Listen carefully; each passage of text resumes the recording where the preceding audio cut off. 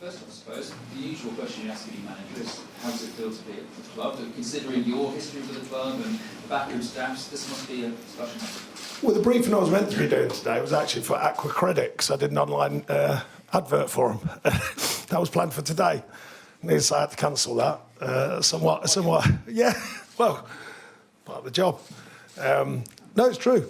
I had to let them know that I wouldn't be available for that, so I'm pleased to say I am available to be Nottingham Forest football manager and be here today.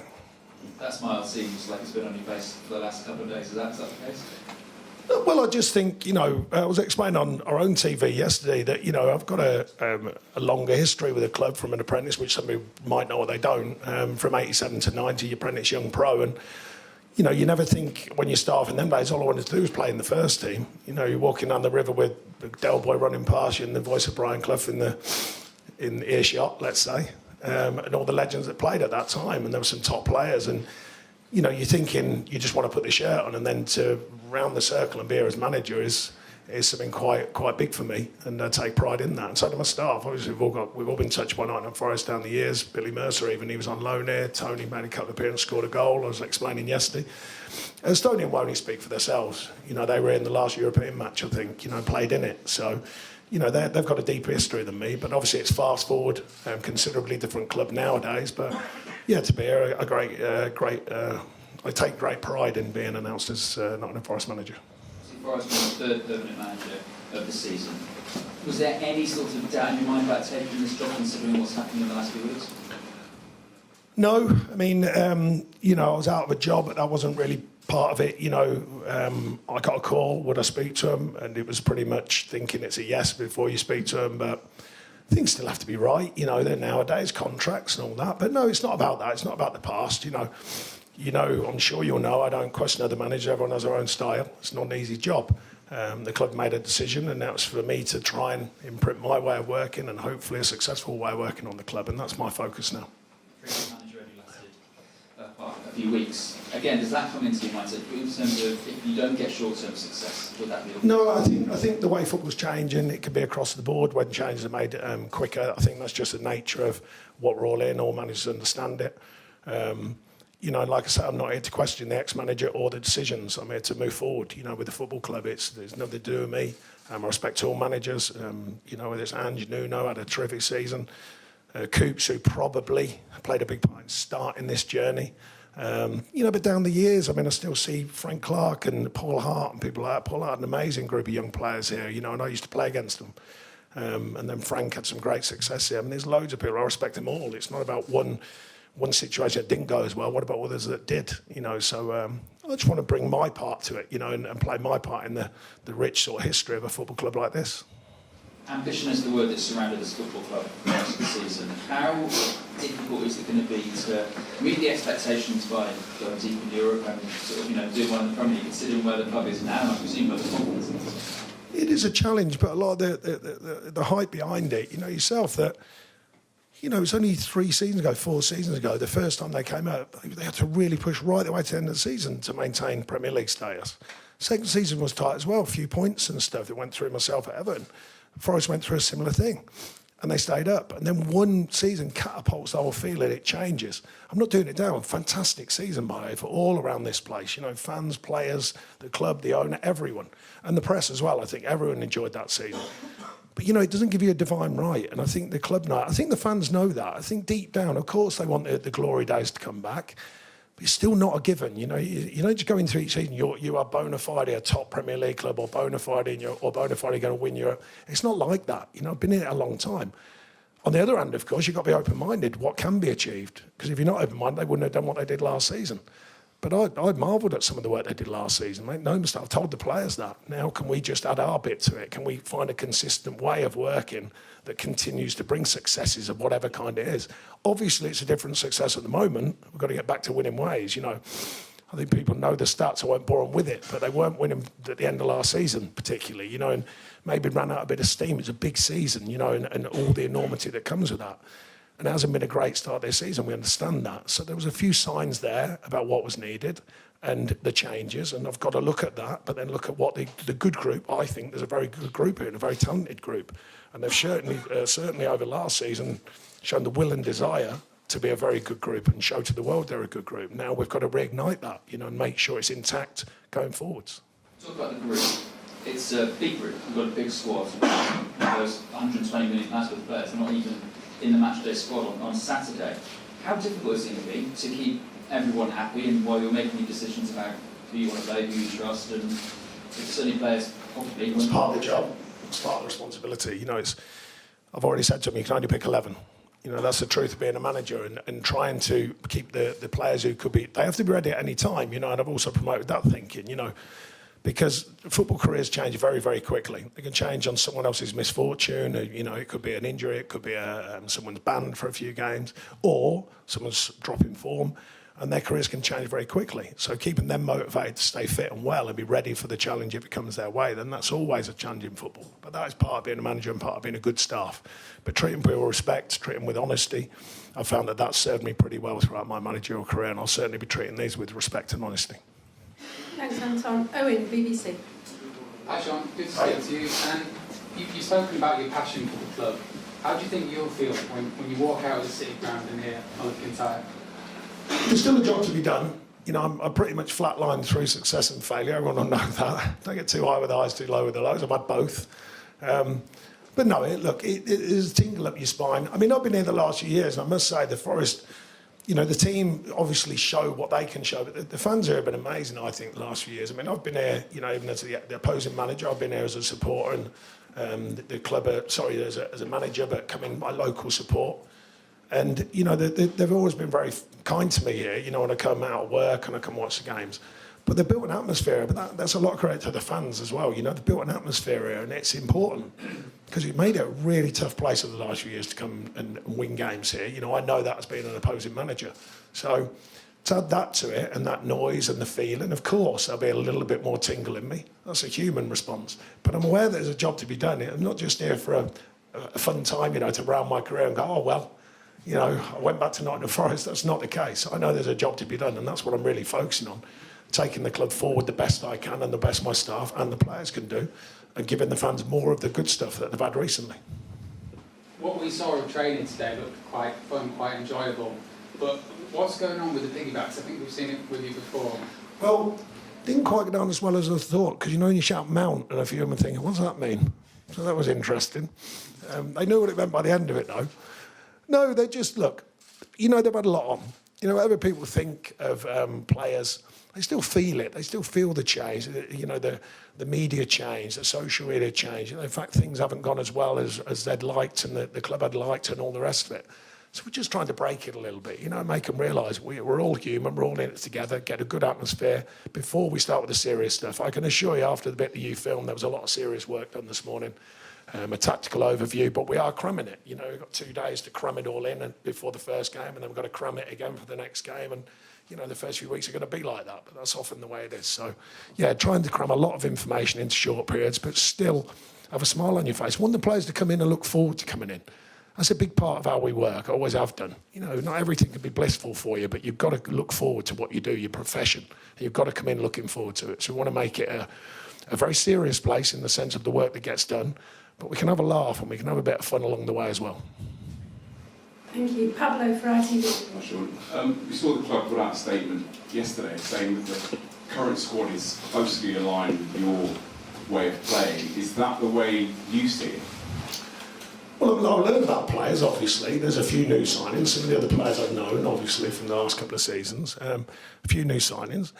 It's different when you're watching a game analytically than when you actually work with players. There's some players who you think weren't as good as they are, and then they are better, often. And the other way around. It can be like that when you're working up close and personal with them. What we've noticed so far, I think the quality here, I think there is a good spirit amongst them. It's maybe just been pressed down a little bit by all the noise and then won games. Let's face it, winning doesn't cure everything, but it goes a long way to making that feel-good factor for everyone concerned.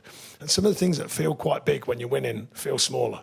And I think it enhances it if you're not. So I think trying to sort of take that feeling away as much as anything and sort of say, look, player, to the players, there's some real quality here. That's what I've noticed. The idea to what we've got to try and do is find the balance of the framework that which works so well for them, but the freedom to go and attack and score goals and maybe open up when we can. And that's a tough balance to find. Everyone thinks it's as easy as me just saying that. It's not. Because if it was, everyone would do it.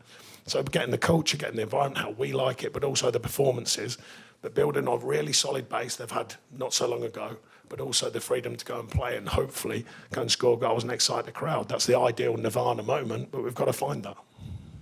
I think we all got a really good insight into the way you see the game during the FA Cup final, when you kind of successfully predicted exactly how Palace would score against. I can't be honest, I got a lot on that one. I can't tell you. It literally happened to a team. Palace fans were happy. Later. Yeah, you said, I think City were being really aggressive with their press. You said Palace need to hit the ball to Mateta, surround him, get the second balls. Is that what we can expect to see with you as Forest manager? That's No, it's too easy. It's too easy, but there's nothing wrong with it. If you can play forwards, why not? Last season had great success here playing forwards quickly, so why wouldn't you? You've seen this season, I'm sure you all have seen the way the stats are changing. Excuse me. More longer balls this season, the first time in 10 years, I think it is. More long passes, more long balls, whatever you want to call it. Of course, when other teams do it, it's long passes. When I've done it in the past, it's been long balls. We all know that. I joke about it, but you know it's real. Look, we want to play effectively. We've got to try and play effectively because we've got to get back to winning. Right, that's the start point. No point in me telling you we're all going to play like, I don't know, Spain when they won the World Cup. It's not that easy because you've still got to penetrate and you've still got to score goals and you've got to win. So how many different ways can we try and win? How many different styles can we find? They found a style that was very successful. Can we build on that and alter it slightly to maybe open up and use some of the skill level of the players slightly differently? We'll see. But there has to be a base to work from. And the players are aware of that, by the way. It took a lot of feedback from the players, not just me speaking to them. They were very proud of what they did last season and the way they did it. And there's no problem for me because I agree with them. Now, can we maybe mould it slightly differently, but keep that winning mentality? It's going to be a work in progress. It's not like you can't just flick a switch, but they've got it in them because they've already shown it. And now it's trying to maybe just twist it and turn it and find a balanced way of being effective. Long ball, short ball, it's got to be effective football. And that will never go out of fashion, by the way. I've seen enough fashionistas coming in and out of this division in the 11 or so years I've been a Premier League manager, certainly just in the Premier League, that is. And there's a lot of fashionistas gone in and out. You've got to win games. It's simple as that. It's just that the be-all and end-all is winning games. And the Forest fans, don't forget, they accepted a different way of working than the history of this club last season. It was very successful. So I think they're more open-minded now, of how many different ways you can try and win a game. Look at the fashion currently for set pieces. I was laughing that I did a podcast with Tony Pulis and Mick McCarthy. They asked me to do a Tony's now being lauded for long throws. He's getting hammered. You know that. You all know it. He's getting hammered for long throws. And now he's being lauded for how they use long throws. It's the fashion of football. It changes all the time. And I'm not pontificating one way or the other. The bit that I like is when you win. Make no mistake, I want Nottingham Forest, I want this match to be winning football matches. Way beyond my time. I want the club to win. That's the main thing. This badge is bigger than any manager, that's for sure. It's bigger than, there was one manager that's probably as big as the badge. We all know who that was. They'd say, hey, young ginger, well done. But there's not many, only him, I would say. Sean Dyche, absolutely loving it, isn't he? Back in that hot seat at Nottingham Forest now, enjoying the questions that he's getting from the assembled media. We'll take a break and we'll join him again after it.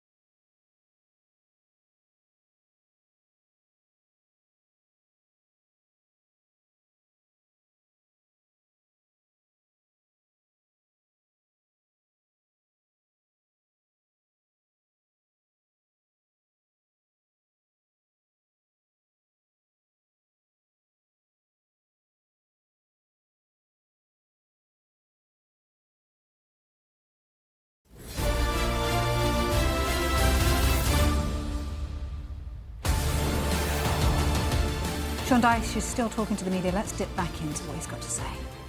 The ones you've had before, and are you a little bit more I excited have about? absolutely zero interest in myself at this football club. I have full interest in the club moving forwards, trying to get it back onto an even keel, at least to try and get it back to winning ways. No interest in me. I've been in it long enough. I've got fans of mine, got people who, you say they're not. I've got haters just from the way it is in football now. I've got no problem with it. This badge is bigger than me, that's for sure. So I'm just doing my bit as the best I can with my staff and the players to correct the current situation. If we can move it forward in style, that'd be brilliant. But as long as we can move it forward, as long as we can take it forward and take it to a better place, that's the start point. And the rest will look after itself, or I certainly hope it does. Just lastly from me, funnily enough, I met your good mate Johnny Owen in the pub in Belsize Park last night. It's impossible, he never goes in the pub. He, of course, made that fantastic film, I Believe in Miracles. He did. Delighted for you. Obviously, you were doing some work with Johnny Owen at Talksport. How difficult was it to reject, to leave that behind and take the Forest job? Really? With all due respect to TalkSport, I enjoyed my time on it, the shows we did do, but Nottingham Forest or TalkSport, really? Come on, let's have it right. Yeah, come on, let's have it right. I'm disappointed if that one was a close call. But no, the Miracle Men, I love them guys. I spent so many afternoons on a Thursday with them. The Thursday club, that idea, me and Johnny across the PFA, the LMA, saying, why are more teams not doing this? Why are more clubs not doing this? And I think it's a great incentive for clubs to put something very simple together.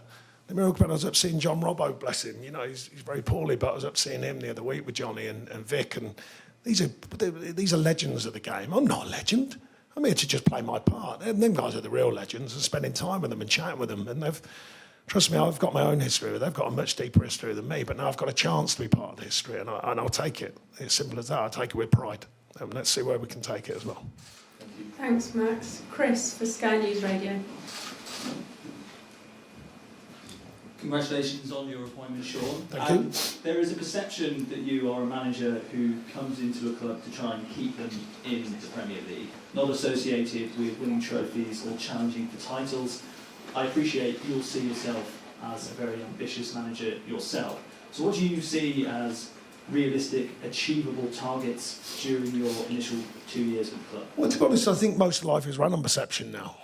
Most people would talk about the truth, not actually telling the truth. So that's fine. That's the way of life now, So I'm not bothered about that. I'm trying to be successful. I've always tried to be successful. But the first success you can be is being in the Premier League. I've worked 300 odd games in the Premier League. You can't be lucky for all 330 games. It's impossible. So you've got to know your way around it. And then if you know your way around it, how far can you take it? That's the next challenge. We had, I've had spells in my career at other clubs which have been very, very strong spells. You know what I mean? To take a small club like Burnley up there and get into Europe was incredible. But that's all past me now. This is Nottingham Forest. This is bigger than all of that. Bigger than my history. That's what I said. It's not about me. It's about the club. For me to do the right thing by the club through, it's not just me, the staff, the team, the ownership, everyone. It's fell in an awkward place for the first time in a number of seasons. Now it's our job to find a way from that.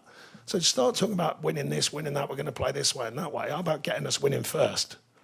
Then we can talk about it maybe. But at the first point of call is, can we get this team to remember very quickly how it was finding wins? And can we add our own imprint on that? That's the challenge now. It's not about me. Perception is fine. Everyone can talk about whatever they want. And managers have become big in the Premier League. It's just the way it is. I remember it happening 10 or so, probably even longer than that, my second season in the Premier League, I think.